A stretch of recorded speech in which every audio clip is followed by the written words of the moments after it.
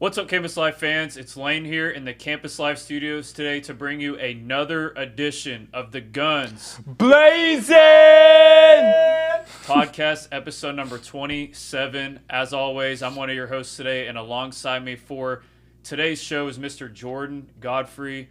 Jordan, it's a beautiful Friday out here in Lubbock. How are you doing, man? I agree. It's a beautiful day. Doing well. Let's get this episode going. Absolutely. And we'll also have another host that'll come on later on in the show that y'all will enjoy the content that comes from that, so stay tuned for that. But it's been a crazy, past week for sports, especially in the Big 12. There was Big 12 Media Days that went on. All things Texas Tech coverage. We will cover all of that here today in today's episode. Of course, the World Cup still going on. Spain is facing off versus Belgium right now in a quarterfinals match. The quarterfinals obviously going on, and then the World Cup's going to wrap up here pretty soon. Unfortunately, it's been a great World Cup, and also, unfortunately, the United States did get knocked out by Belgium just a couple days ago. And we'll cover all of that here in this episode today. But first, we just want to thank everyone for tuning in every single week. And we just ask that you make sure to like, share, subscribe, wherever you're seeing any of our content on all of our social media platforms, whether it's at the Guns Blazin podcast or Campus Live TTU. And as well as thanking all of our sponsors for the Guns Blazin podcast, with first, Roofmaster of Lubbock. Fans, with all the rain we've been getting in the Lubbock area over the past month or so, if you have any type of roof damages, make sure you check out Roofmasters of Lubbock. And also, we want to thank our sponsors with JSI Industries and the Exceptional Community Hospital here in Lubbock. Jordan, I was at Big 12 Media Days on Tuesday and Wednesday. It was a great time out there in Frisco. Got to meet a lot of great people, see all the Big 12 coaches, a lot of great players in the conference, all the media members out there, and it was an eventful week of news, especially regarding Texas Tech. We cover Texas Tech news here on the Guns Blazin podcast, so this thing really opened up with a bang. At the very beginning of this thing, I had been there. Me and my buddy Jared had gotten there at about 7 a.m. and just about a couple hours later, Brett Yormark opens this thing up with his opening statement when he was taking questions, and it made national news with the questions that he was asked, because in his first question, Jarrett asks Brett Yormark this question that he seemed to not have an answer for. Throughout the Brendan Sorsby situation, if you supported Texas Tech at any point throughout that, and if that changed, what may have caused you to change your mind on that? Let me start off by saying I appreciate the question. I appreciate other questions that are probably going to come forth today. Today is not the time to address that issue. Today is about celebrating the upcoming football season and celebrating our 16 schools. So as you can see, Commissioner Yormark had no time that he wanted to talk about Brendan Sorsby, the Brendan Sorsby, not the lawsuit, we'll discuss that in a second, but the Brendan Sorsby situation, if he supported Texas Tech or not. And honestly, it was kind of off-putting because it is Big 12 Media Days. This was the biggest story almost in pretty much all of sports until the World Cup kicked off. This whole gambling situation for Brendan Sorsby, everyone was talking about it. Everyone had an opinion about it. And obviously it affected the Big 12, all the schools that complained and everything. And, of course, there's a lawsuit because of this whole deal now between the Big 12 and Texas Tech. We'll touch on that in a second. But first, the fact that Commissioner Yormark did not even have even a PR statement ready for the whole entire Brendan Sorsby situation definitely was off-putting, Jordan. Yeah, it was pretty weird because you would expect the commissioner to have at least something to say on this designated day where all of the press are coming in with cameras and recorders for said statement. Like you said, I wish that he would have had something with more clarity behind it, but just to kind of play everything to the left as if it never even happened or it wasn't that important, it's disappointing. Yeah, Jared asked a great question there. He's a great reporter for RedRaidersports.com.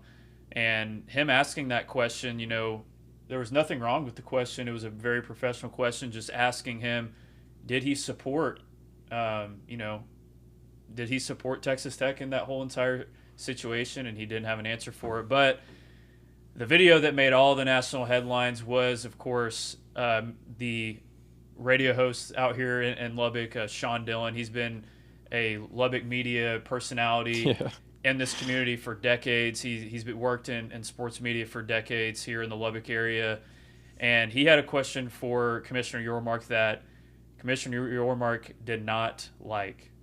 Texas Tech got fined over tortillas, and tortillas were banned outright. OSU paddles broke an always maker rule, has a tradition exemption. Sorsby never played a snap. Big 12 sued them anyway, while Cincinnati hasn't been yet touched. You're selling greater than 12. Why should Texas fans believe it? Can you sit? Let me come closer to you. Stand up. Ask that question again, and I'm going to give you the answer I want to give you, so go ahead. Texas Tech got fined for tortillas, and tortillas were banned outright. OSU has had paddles that were given a noisemaker exemption back in 2012. Sorsby never played a snap for the Red Raiders, and yet there is a lawsuit. Cincinnati has yet to be touched. You're selling greater than 12. Why should Texas Tech fans believe them? No, I didn't say greater than 12. You misquoted me. I said we're going forward as 16 strong, and that's my answer to your question. But thank you for that.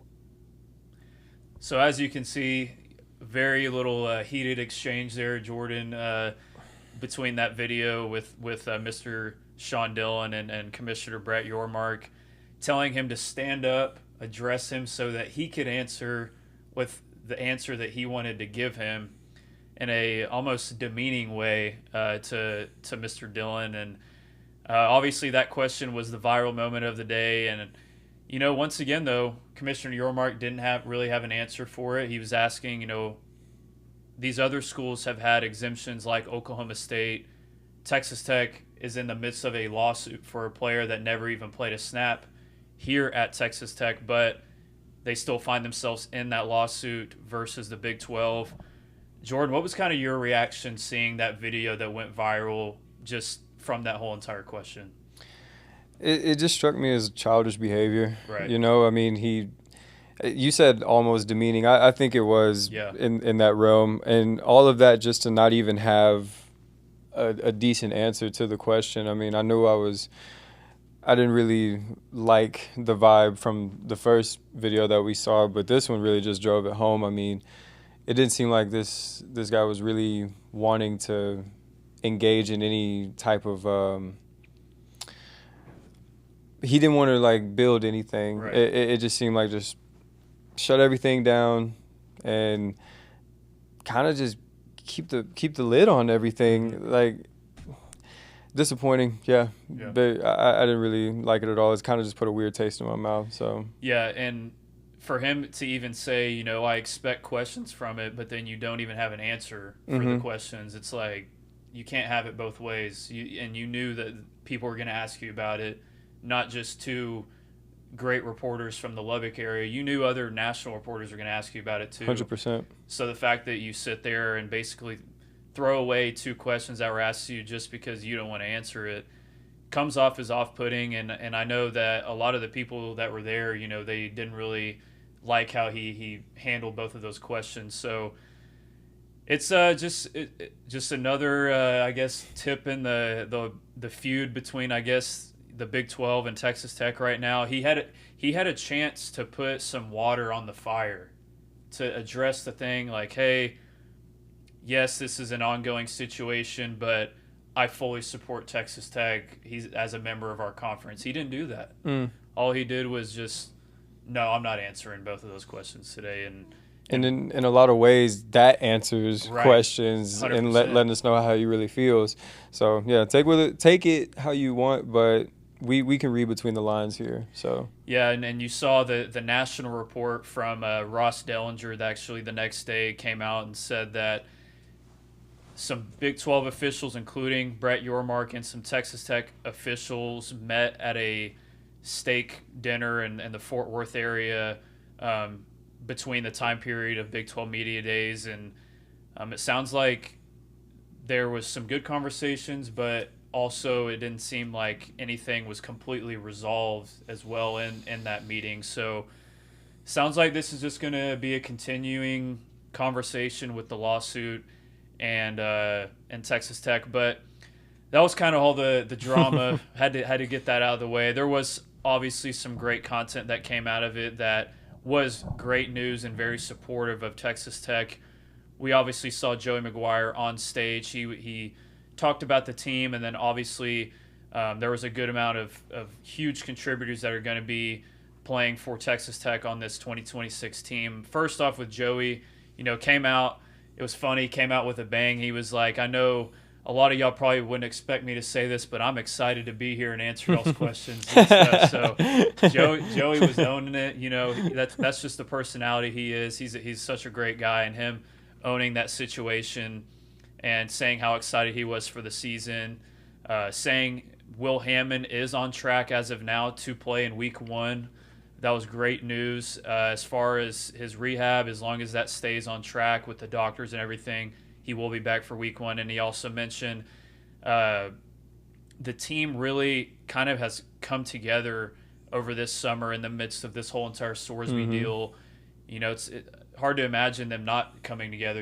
They really don't have any other choice. And the fact that, he made that statement and said the team has really come together over this summer and bonded together was a great thing to hear. And then also it was kind of funny too. Someone asked him about him, Texas Tech playing Texas again. He was like, man, spot the ball right now. You know how Joey is. Yeah. So yeah, that's high school coaching down to the core there is just spot the ball right now. Like, let's just line up. I love it. Yeah, so, Joey, obviously such a charismatic guy. And then also, we also got to hear about some freshmen that have been making noise over the summer.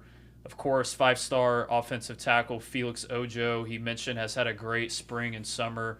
When I asked him which freshmen were going to be potential contributors this fall, as well as 4-star tight end Moose Ludwig, who came in and he is now potentially the third tight end in the room as a freshman already. Terrence Carter also had very, very high praise for Moose. He said that Moose could potentially be a 3-year-and-done guy. That's how good Moose is. To hear that come from Terrence Carter, he might be the best tight end in the whole country. To say that Moose is that good already was very high praise. And then we also heard Ace Rowden, the freshman running back, has had a great spring and summer. So that was kind of a lot of the gist. Joey also said a lot of other things, but kind of the main points I wanted to hit from his day at Media Day. Jordan, what did you kind of think as sort of a recap of everything that Joey said? It brought a lot more hope than I expected to. Yeah. Like, one, it just further solidified how much I love Joey, just not only as a coach but as a person. Like, to come in and own that's the whole entire situation as a direct contrast to the commissioner. Right. Like, that was so refreshing to see. And then speaking on the team's chemistry and how they're coming together, my expectations are starting to go up because I'm seeing sort of a narrative develop within the team. It's like, okay, we're already expected to be up here. We got taken down a couple of notches with this situation going down with Sorsby. But now we have to rally behind another quarterback where it's Will Hammond. We know our defense is taken care of, but quarterback situation is morphing around another name than what we expected. And because of that expectation has dropped significantly. So now it's kind of like, okay, like, you want to count us out. We can prove that it wasn't just the Brendan Sorsby show. Like, it takes 11 guys on the field at one time. And so, like, now I'm seeing this newfound motivation come through, and I'm excited to see how we start off in September, man. Yeah, and I'm glad you brought up expectations and what people might think, because you saw actually a Big 12 coaches poll pick BYU to be the Big 12 champions. Yeah, and saw that. I'm sure all those coaches wanted to get their shot in at Texas Tech, and not that preseason polls mean anything, but the fact that Texas Tech blew the doors off of everyone in the Big 12 last year. Yes, they lost to Arizona State in that one game, but everyone else, I mean, you were winning every game by 25 points or more. Yeah. And to know that this team could potentially be even better than last year with the whole depth of this team, to see them kind of get their dig in at Texas Tech right there, I hope Joey did use that as a little bit to feel like, hey, oh, dude, all these other coaches in your conference, they don't think you're going to repeat as champion. So. We refer to that as bulletin board material. Like, that's going to be all of these quotes and these headlines about people doubting Tech and our ability to win because of the quarterback, because of this, because of that. It's going to be on that bulletin board as soon as the season. It's probably out there right now, in the weight room, in the locker room, meeting rooms for sure. So, our guys are looking at these quotes and seeing how the world views us right now. And whoever we face off against is going to feel that. Yeah. Absolutely. And, it was great to hear, too, speaking of Will Hammond, excuse me, Coy Eakin was there as one of the players representing Texas Tech. And he even had mentioned, which this is obviously some of the discussion around Will, is last year, obviously, you could see the raw talent of Will, the Utah game. I mean, it was like, could this dude be one of the best quarterbacks in the Big 12 or in the country, like at some point in his career? That's how good his ceiling was versus Utah. But Coy had said, you saw the raw talent last year, but this summer he was like, man, like, he is a completely different play. Like, he can make all the throws before, but he is really making all the throws now. He's the last guy in the building, the first one there. Terrence Carter mentioned there's some days where Terrence doesn't want to go catch balls, and Will's texting him and the receivers and running backs. He's like, no, we're going up there and we're throwing today. That's a great thing to hear, that Will, he knows what's at stake. He's taking ownership of this team, and it sounds like he is really becoming that guy, and everyone had such high praise for Will at media days. It was just really refreshing to hear, kind of like how you said, Jordan. Yeah, we're rallying behind our guys like we're supposed to, but let it not go past the general public that Will Hammond was a 4-star recruit. Absolutely. And there's a reason why he is where he is. He deserves to be at this spot. He deserves to be considered, to be a starting quarterback for a team. We've seen him perform and have highlights. Of course, every quarterback's going to throw some interceptions and have some off games. But I've seen some great moments from Will Hammond in person. He's running around. He's looking for contact. I love a hard-nosed quarterback that goes in.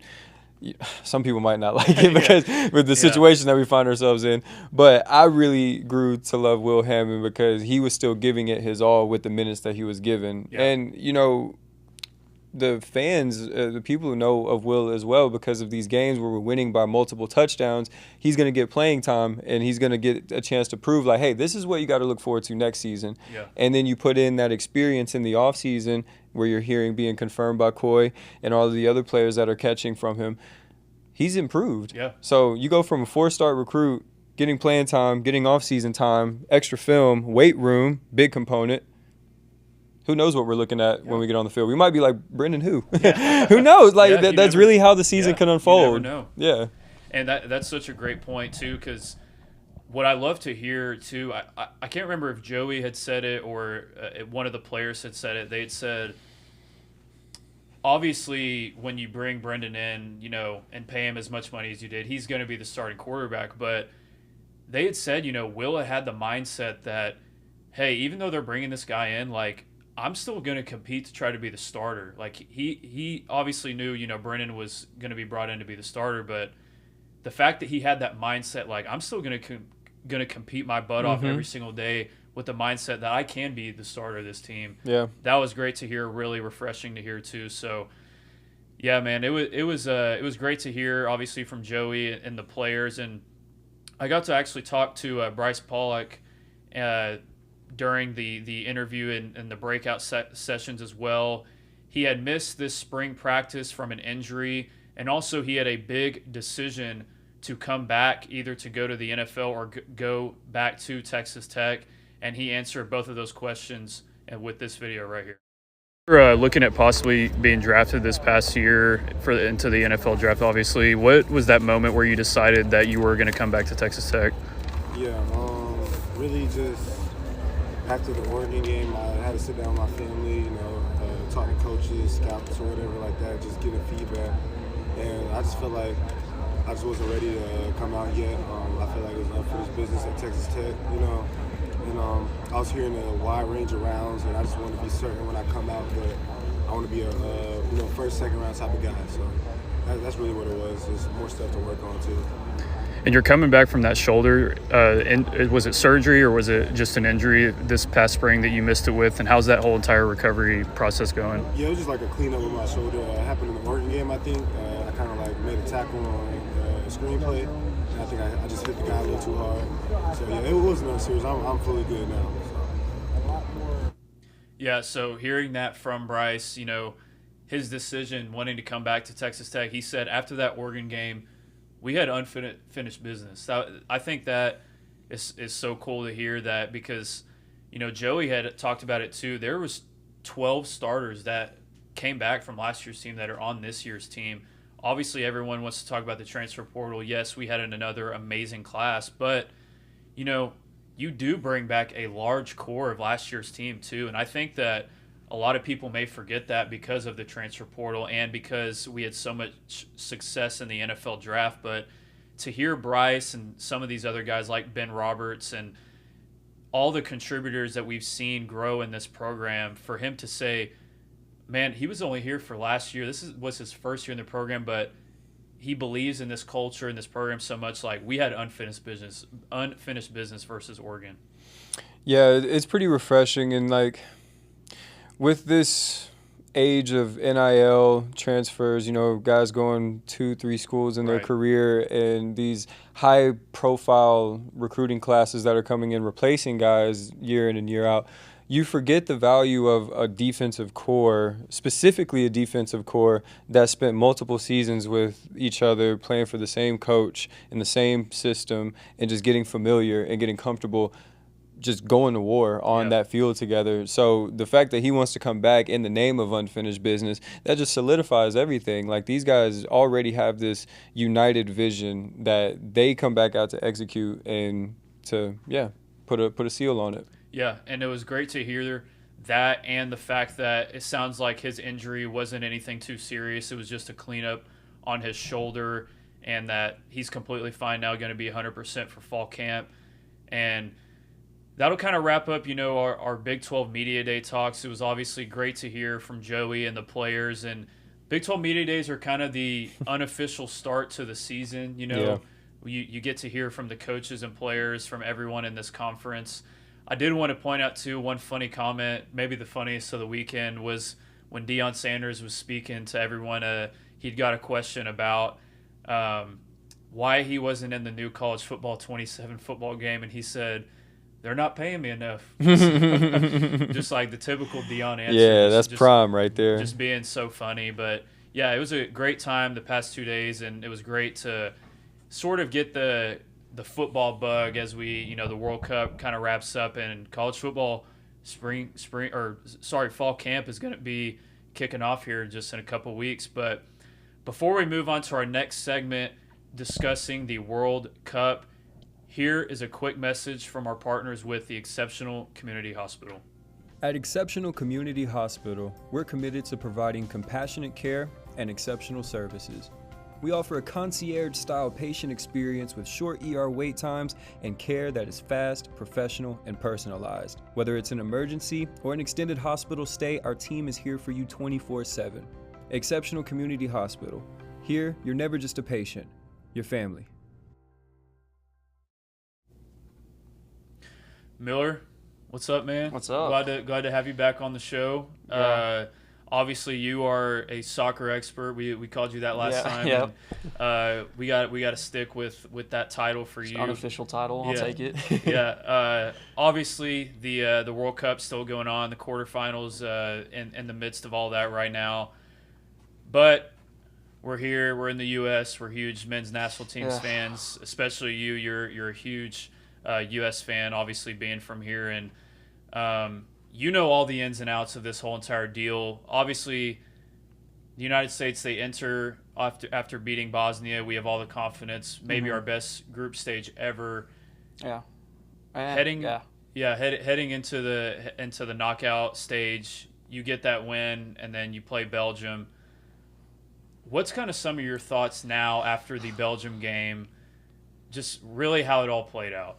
I've got a lot of thoughts. Yeah. Hold on. Yeah. There we go. Perfect. Yeah. All right. I got a lot of thoughts. Obviously, I mean, we could be here all day talking about it, breaking down every little thing. Yeah. We looked scared. We definitely, I mean, that's the best team we played in the tournament. Belgium, they're ranked 9th in the world, and we're ranked 17th. So obviously there's going to be that skill level. Yeah, we just looked scared. We looked kind of unprepared. Like, I guess maybe the lights were too bright for us. But just with that game in general, you saw it with kind of how we were playing. You know, we were very sloppy. It almost looked like a JV team out there, not even being able to connect these like sort of passes that, I mean, they do all the time, like little 5-yard passes. You saw too many turnovers, especially coming from the back. Weren't settling into the game and allowing the game to come to you. They were trying to rush everything. A lot of the players did look scared, like they didn't want the ball on their foot. But really what hurt the most was that scoreline, with it being 4-1, because when you look at all the other games, you see the 4-1. That stands out the most. And I don't think we got killed in the way that the scoreline shows. I think we beat ourselves. I think actually all 4 goals, there's errors leading to it. You know, the first goal, it was down the side, gets popped up in the air. Des, just put your boot through it. Just clear it out. That's all. He looks up and kind of like stepped back. McKinney was there in the area too. I think McKinney didn't go after it because Des was so close. Des had the opportunity to go up and win the ball. And he kind of, like, if you watch it back, he kind of like takes a step back, and just that 1 second of hesitation allows the Belgium midfielder to capitalize on it. And then from there, you kind of have a miscommunication in the back with Anthony Robinson not really communicating to Ream losing his guy, and just put the cross in, easy tap in goal. So that hurt, right? You go on to the second goal. This is where you kind of see Ream's age get exposed here a lot. So kind of like the same as like we go up, we score. Tillman, another great free kick goal. And I was like, all right, like, you know, we scored this, like, that's good. We started settling back into the game. Comes back down that left side, and then it was Trossard on the left-hand side, our right. It was a 2v1, Dest versus Freeman. You should never allow a ball to get into the box on that. Like, you should be able to close off and trap him and force him to play back. We got beat.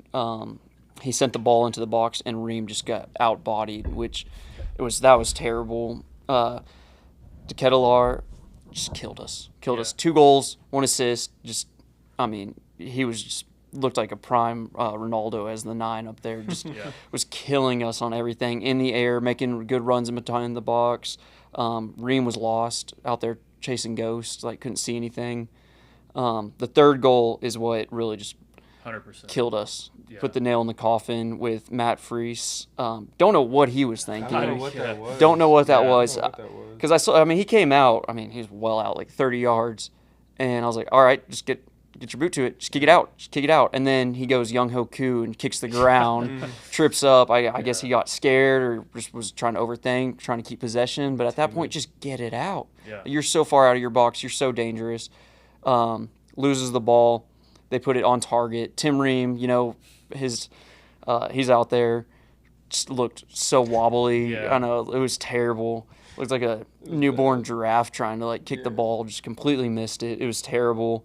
And as soon as that happened, I was like, all right, it's game. Like, there's no coming back from that. That really killed us. Because in the second half, we started gaining momentum. Like I said, the first 30 minutes, we looked scared. And then slowly, like, near the end of the first half, I was like, all right, like, we're starting to gain something. We're getting our footing. I mean, obviously, we're going to have to make halftime subs. Ream, I thought, should have came out. Probably for Trusty. Yeah. That's just because our center back. Now, I'll go into that, like, our team selection here in a bit. But I think they made the right decision bringing Dest out for Reyna. Dest was playing awful. But once again, like, he's not a winger. You stick a right back in the winger and expect him to go up there and make those plays. It's just not going to work out. But we started controlling some of that in the second half. Thought we were going to look good. We started possessing the ball well, moving well, started making the runs in. That's what kind of killed us was we didn't have any movement in the first half. That's in the group stage and versus Bosnia, our midfield was really good about making runs in behind and creating kind of like some chaos, disrupting the center backs for the other teams. There's no movement. We were very stagnant, not creating enough.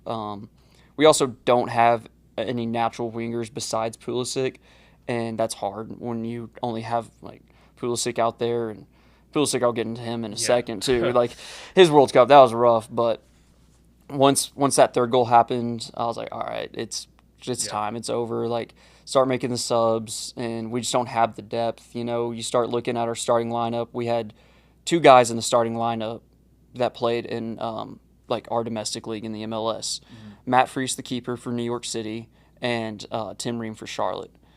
You go over to Belgium side, they just have 1 player playing in the domestic league from their starting lineup, 3 total on the entire squad, all playing for Club Brugge, which is a high-level Belgium side, consistently playing in like the Champions League and the Europa League, going against the best competition in the world. So it's not really fair to compare the MLS and the Belgium League one.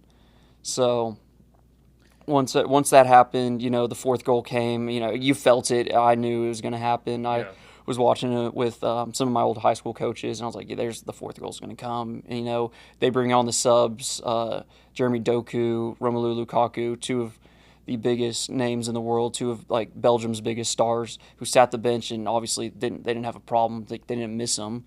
You know, they come out off the bench, and I was like, all right, it's wraps, like it's over.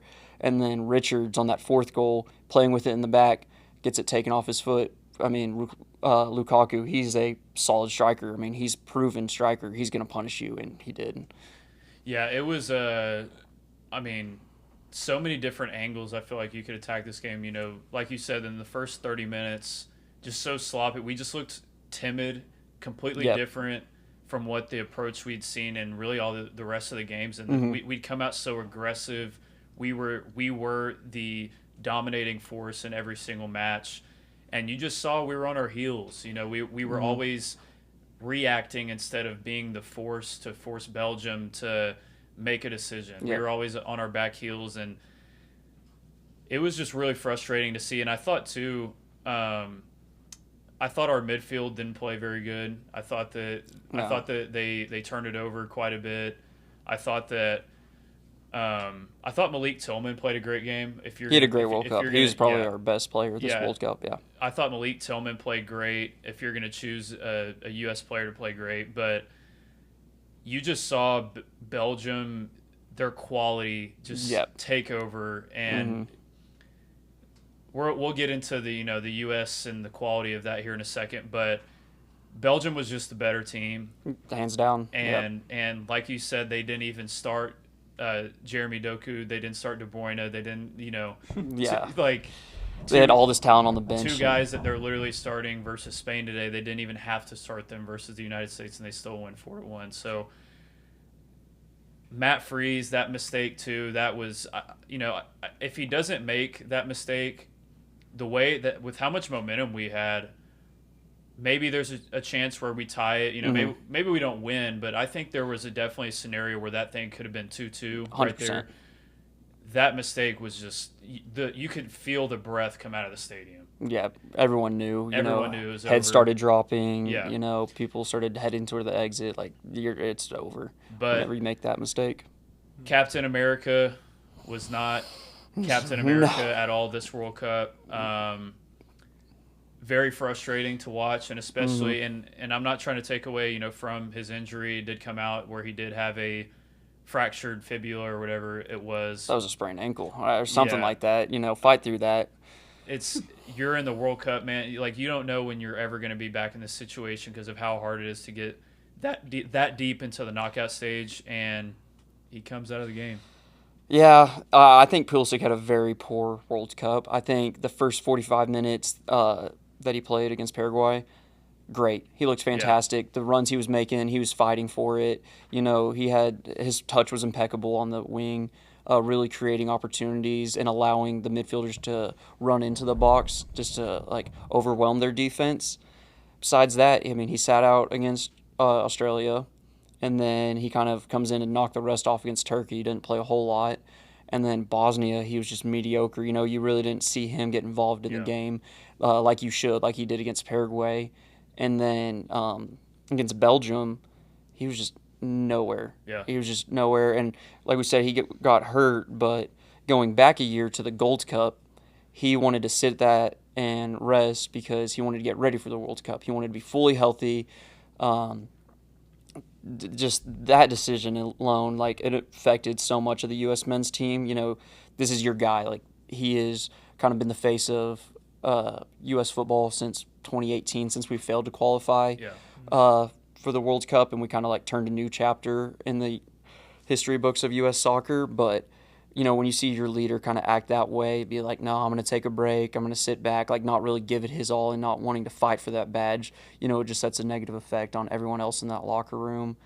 But yeah, he was terrible. This World Cup just was so poor. The closest thing he got to stardom was his commercial with Messi. Like he was he was so poor. Everyone was expecting this big breakout, but he hasn't scored a goal, I believe, December for Milan, game, right? Going back to like club, like for Milan, he didn't score since December, and so everyone was like, he's like kind of like on a downhill stretch, like maybe he will find something. He looked good in our two qualifying games before, or not qualifying games, like our little practice friendlies, and just for him to come out and compete like that, and kind of his attitude and his comments even after the game saying, I can rest now. I'm like, rest from what? Man. What?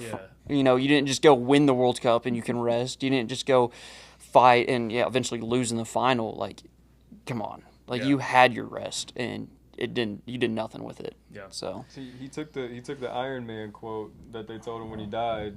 Oh yeah. Captain America. He's like, I could do this all day. No. Yeah, exactly. You got it all mixed up. So as we advance now throughout the future for this program, do you see Pochettino? Do you see him come back? Do you see him stay as the coach, or do you think he's gonna try to find an opportunity to go coach club football? I think he'll look for an opportunity, definitely. He already was before the World Cup, and even like when we originally brought him in, I was like, he's not going to stay through the World Cup or after the World Cup. Like, that'll just kind of be like his end of the time with us. And he loves us. He loves coaching the U.S. men's team. He loves America. He always speaks highly of them in the interviews. We did just extend an offer for him to continue through 2030 if he chose to accept. I think if he did get that Milan job, he would have left. But right now, there's not really any like big name opportunities over in Europe for him to go coach at. No really like clubs looking for a coach right now. And so I think that's kind of like affecting his decision. I'm sure he'll still reach out and clubs will reach out to him.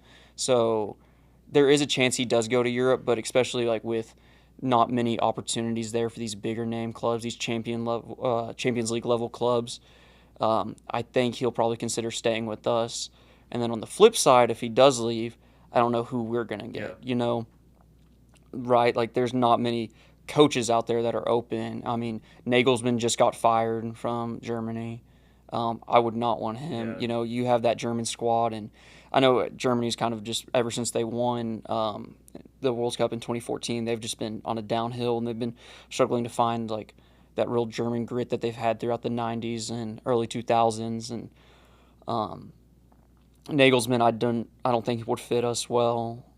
People are trying to talk. I know we talked about this earlier. Jesse Marsh, don't want him. Yeah. He took the opportunity to go coach Canada, and then even went on record kind of bad mouthing the U.S. football, and you're supposed to be one of our guys. And Canada is that rival we have. So I don't want him in our locker room. I don't think the players really respect him that much, and respect is a huge thing to come by.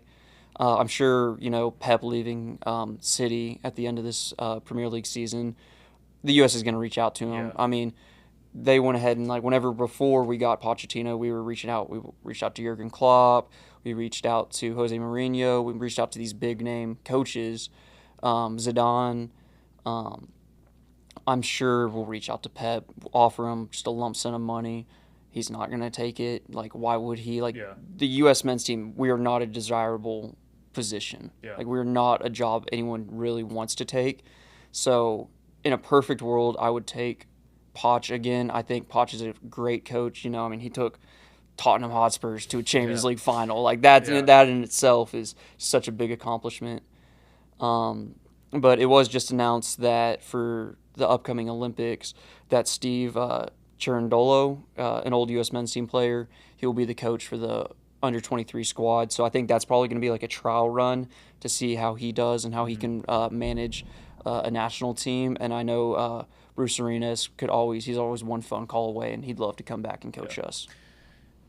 So with all of that, you obviously, when we were talking off camera, have a lot of thoughts, like just as the United States soccer culture in this country, what is next? It seems like we're always talking about this now because we've lost in the round of 16 however many times forever and ever now. But you can see that this year's team, I would say, was the most talented. Yes. And there is a lot of youth players that are, very talented that are playing in Europe right now and stuff. But what is next? And what steps need to be made where this does not happen again, where we fall on our face in front of 50 million people that were watching the match versus Belgium? I think what's next is trying to be able to develop your own players like we talked about off camera earlier today. The U.S. doesn't have a good developmental system. Yeah. The U.S., the way to play soccer here is pay to play. Yeah. With MLS Next and ECNL, you're seeing like upwards of $10,000 to go play soccer here, while other countries, it's all free, and they run their youth systems differently. They're playing small-sided 7v7 all the way up until you get almost to like 18 years old, just to develop that kind of skill and that ability to work in these closer quarter contested areas.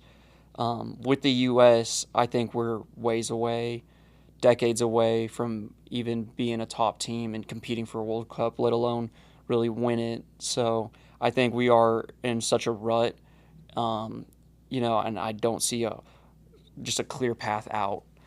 It'll be interesting to see whoever the next head coach is, how he goes about that, because they will have their say with the USSF. Right now we're stuck. And another thing, like Pulisic after the match, one of his quotes, he said, "We're just getting started." We've been just getting started forever. We've been getting started since 2002 when we made the quarterfinals run. Right. Like you say that, like, yeah, soccer is building and becoming a more prominent sport in the U.S., and it is. But how are you just going to keep getting started for 10s, 20s, 30s of years? Eventually you're going to have to get to that peak. Eventually you're going to have your own players being developed. You're going to have some sort of system in place to allow these players to be developed. And just the way youth soccer is in America it's terrible. It's like the way the tactics are being coached and stuff. Not saying there's bad coaches out there and bad tactics. It's just, there's such an emphasis on certain aspects of the game that are really stunting our youth growth. Right. It's a lot of great points there, and it's troubling to hear that, because I think you saw how joined this country came together during this run, that we do love soccer, and whenever it's great and we all get behind it, but clearly there are some issues in our country that should be worked out. Will they be? Probably not, because of how much money is being made and the youth systems of our country. But it's I don't know. It's heartbreaking. It's heartbreaking. It just sucks to see it play out on the pitch. But, just because, I'm such a diehard soccer fan, U.S. men's team fan. Like, I want us to succeed. I want us to be up there competing for the World Cup, and just knowing that we'll never really be able to unless things change drastically, it's just gut-wrenching almost and heartbreaking. And that'll kind of wrap up our U.S. men's national team talk. That was some great stuff there from Miller. And as we continue to talk about the World Cup, first off, we are going to do our injury report segment. Fans, it's time for this week's injury report presented by the Exceptional Community Hospital. And before we hop into the injury report, we just want to take a moment to recognize the Exceptional Community Hospital as a proud sponsor of Campus Live and the Guns Blazin podcast. And be sure to visit their 24/7 state-of-the-art hospital and ER located at 6401 Spur 327 in Lubbock. They accept all insurances and have short ER wait times. And once again, the exceptional community hospital is proud to support this week's injury report on Campus Live. Miller, as we look at the quarterfinals, are there any injuries right now that you could see possibly affecting a team so badly that it hurts them so badly that it knocks them out of the tournament? Well, right now with the Spain-Belgium game that's going on, we saw Yuri Tillemans, their captain, get injured in warm-ups. Thankfully for Belgium, they have such depth on their roster. They're like, all right, we'll just start De Bruyne. Just casually bring him off the bench. That hurts. And then last week with Onana tearing his ACL, like that's 2 starters for Belgium that really control the midfield. And like I always say, like you win and lose the game through the midfield play and the control of that. And so losing 2 starting midfield players really hurts them. So if they can somehow manage to get past Spain here today, they'll be facing off against France in Dallas, actually. France is so good. They're going to overrun whoever they play. You know, it will be a good game. But if they just get to there, like France will it'll be easy for France. And then going to the other side of the bracket, there's reports that Norway, there's a flu-like virus going around the Norway team. And so many of their players are being sick with flu-like symptoms, stomach bugs. And I've known from personal experience that could just wipe you out. Like you're used to playing 90-plus minutes and you're out of breath by 20 minutes because you've been sick and you've been resting and you haven't been able to move around. So it'll be interesting to see tomorrow how they're able to handle England. I think Norway really is such an underrated team.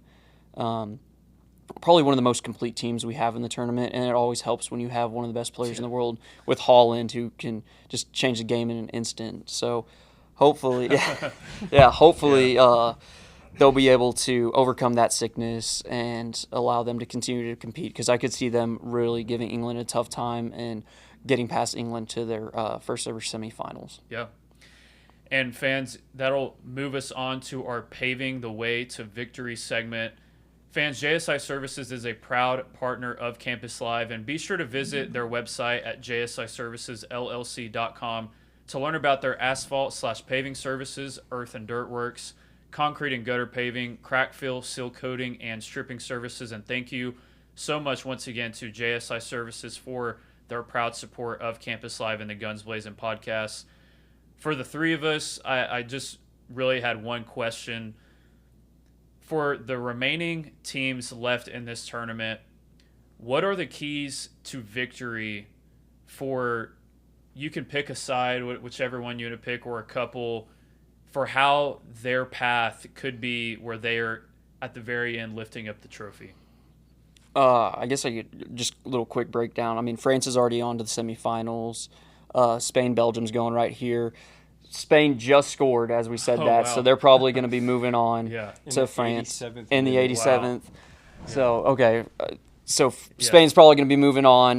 For them, their key to victory against France would be to continue to rely on that strong defense. They just got scored off the first time this game, all tournament. They have one of the best defenses in the tournament, going up against the best offense in the tournament with France. They're going to have to rely on their midfield play with Rodri, past Ballon d'Or winner.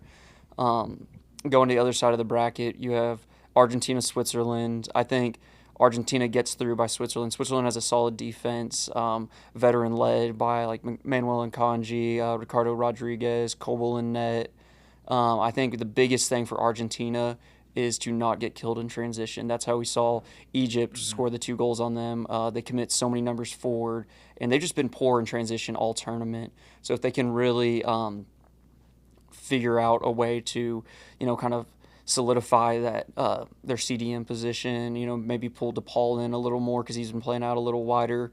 Don't get beat in transition too much. And then tomorrow with England, Norway, that's the game I'm looking forward to the most, just because that's probably the best matchup we have in the quarterfinals. Hopefully Norway's fully healthy. Like I said, they're probably the most complete team. Their midfield, England's got a solid midfield, but I think just the way Norway can overwhelm them and really rely on Holland and Sorloth to dominate that English defense will be good. And going on up until the finals, I think it's probably going to be a rematch of France-Argentina. I do. Really? Argentina just has something special, and that something special is Messi. Yeah. We saw it come out of nowhere. He moved out into the right wing against Egypt, and that was just like prime Barca again when he's out there creating plays. You see him get the assist on their first goal to Romero, just crossing into the left wing, and then the run he made in for their second goal on that little half volley, hit it just so perfectly well. And if they even move Messi out to the right wing again, I think he's just going to give Ricardo Rodriguez fits tomorrow, and eventually we'll see him work his way up to the final and probably face France. Who would you pick right now for your champion? France. Easy. Yeah. They're just so good. Mbappe's so good. Dembele's so good. And then really, I think the most underrated player on that team would be Michael Olise. Yeah. The way he kind of connects the midfield play to the two strikers with Mbappe and Dembele. I just think France is the best team, and fair play to them. They have the best talent in the world. I bet France's second team could probably make a good run. For sure, yeah. Just that's how deep their squad is, You're like, oh, man, we just had to battle Mbappe, Dembele, and Olise for the past 60 minutes. Oh, you bring Desiree Doué on, Bradley Barcola on, Ryan Cherki on, and you have to go against them and their fresh legs.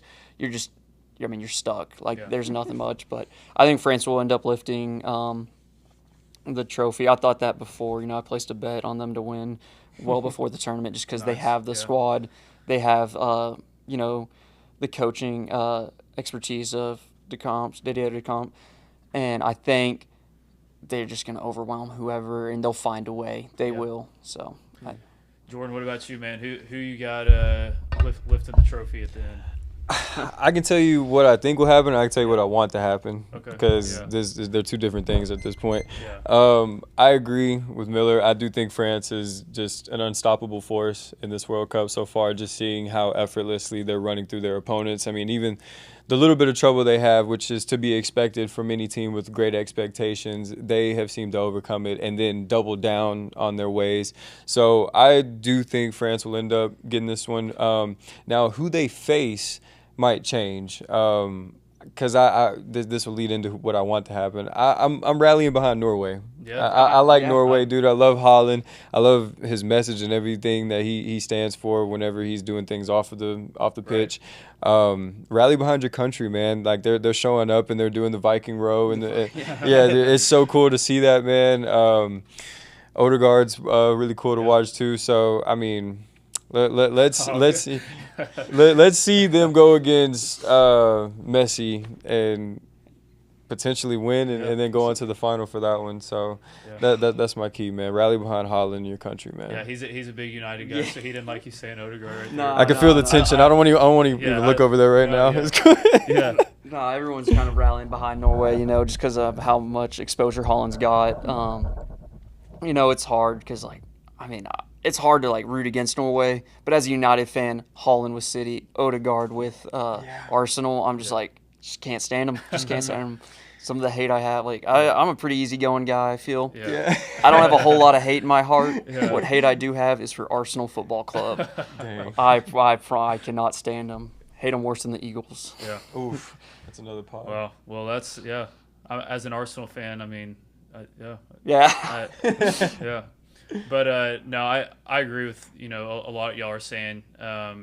I think this is France tournaments to lose. Honestly, I think they're just so talented.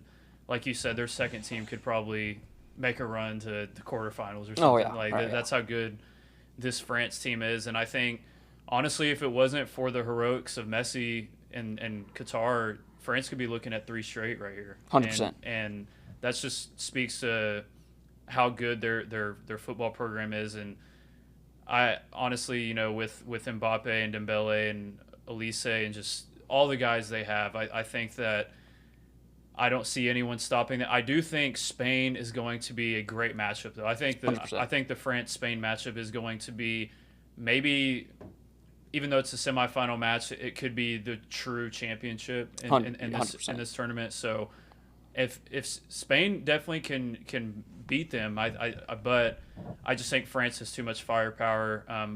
If they hold on, obviously I can't really see what's going on. Still 2-1. Still 2-1. Still 2-1. Yeah, so I think France and Spain will be maybe the whole entire match of the tournament. But I agree with you. I think France is going to take it home versus.